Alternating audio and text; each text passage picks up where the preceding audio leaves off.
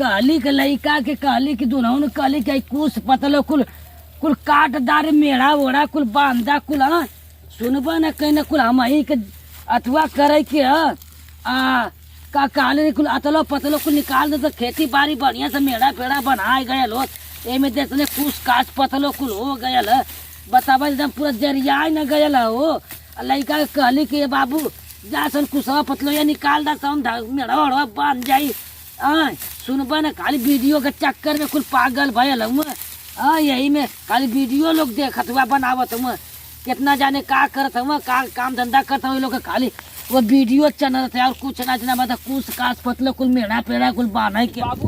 का कहत हुए। अरे बाबू हमके बहुत टेंशन हो गई बाबू बहुत तो के अरे कुछ पतलो कुल निकाले के अथवा करे के मेढ़ा पेड़ा कुल बांधे के हमार सोचत दिमाग पगला जाते एकदम का भयल तो के बताऊ हमके बाबू तनको जिए का मन ना करता हो का भयल रे ललबा कहू तो के मरला का रे हम वीडियो बनावत एकदम परेशान हो गली बाबू मर गाँव को आदमी केहू देखता अरे नहीं रे काहे ना देखी सब कुछ देखी हम गाँव इतना हमार बनल बाजार हम सबसे कह दे तो सब कोई कही ना सब कमेंट तो करवा दे ना हो बाबू हम इतना जाए दे चुप रहो रे का बात है बताऊते कहे ना हम इतना कम से कम 50 वीडियो बना दिलिए मर केहू देखे वाला ना हम अब ना जियब हम मर जाए नहीं रे ऐसा मत जब तू ना जियबे तो हम रह के का करब हम ना बाबू पतलो हम उखाड़ब हम जगह जमीन कुल हमार कौनो काम के नहीं तोरिए भरोसे तो कुल हम बुढ़ापा में हम घटा थैला कुल वीडियो बनाओ एकदम गांव में पूरा नाम आई गल बाबू अब जिए एकदम जाए दे चुप रहो रे जाए दे चुप रहो नहीं हो जाए दे चुप रहो रे हरन ना बहु रो लगा रे जाए दे तोरा कमवा करवा दे गंगा में हम घूम के कह दे बना सबसे हम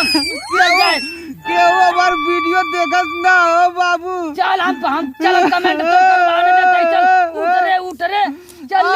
हम ना जीव हम मर जाइब नहीं चल हम तो कमेंट करवा दे हमारे बनल बाजार है ना हम सबसे कह के करवा दे कमेंट के ना करी तो नहीं हो बाबू हम सब कर हाथ गोड़े गिरब के भैया हमारे लड़का कमेंट करवा दे चल अरे हम इतना बढ़िया वीडियो बनाई एको वीडियो में व्यूज जाता ना हो नहीं चल हम तो कमेंट करवा दे जवन कुल लड़किया कुल वीडियो बना दी उनका बहुत तेज आदमी देखा तू तोरा सब देखी रे चल जा अरे मत रो रे उठे अरे चल तो हम कमेंट करवा दे चल उठ अब हम ना जिए वो बाबू उठ चल अब हम ये दुनिया से अब तक आ गए चल तो हम कमेंट करवा दे चल आओ चल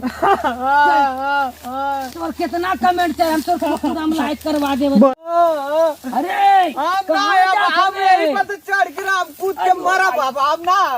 अरे कहाँ रे वो माई ऊपर कहाँ चला जाते मेरे अब हम मर जाइब अरे तू मर जाइबे तो हम रह के का करब रे अरे अयो हमरे चढ़ाऊ नहीं आवला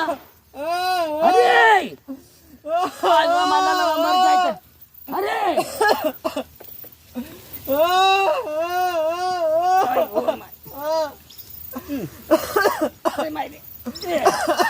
अरे कहाँ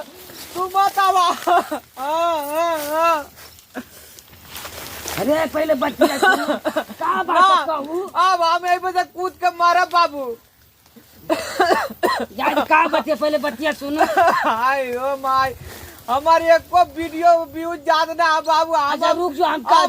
ना जियब तनको ना हम यही पर कूद के मरब मर जाते रुक जान सबसे काट चल हाथ गोड़ जोर सबसे कहल जा ए गाँवपुर वाला ए भैया लोग ना हम मारे जाता ही देखा हमार लड़का मर जाता मान का चलो कमेंट लाइक सब्सक्राइब दोनों करा भैया लोग ने तो हमार लड़का मर जाए हमार वीडियो